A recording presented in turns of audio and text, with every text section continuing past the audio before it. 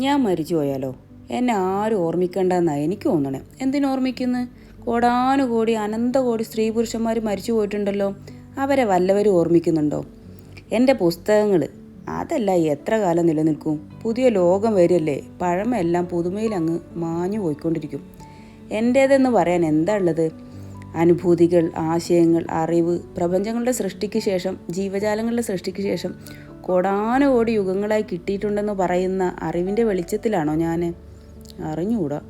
എൻ്റേതായി എന്തെങ്കിലും ഒരു തരി അറിവ് ഞാൻ സംഭാവന ചെയ്തിട്ടുണ്ടോ?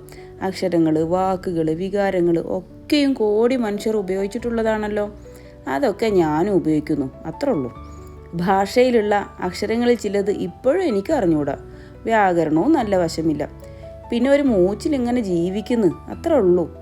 വായന ഒരു ലക്ഷറിയാണ്. പുസ്തകങ്ങൾ മരിച്ചുകൊണ്ടിരിക്കുക. സംഗീതവും പോയേക്കും. പക്ഷേ മധുരശബ്ദങ്ങൾ, നാദം, നാദബ്രഹ്മത്തിൻ്റെ വിഭ്രമം അത് അനന്തമാണ്.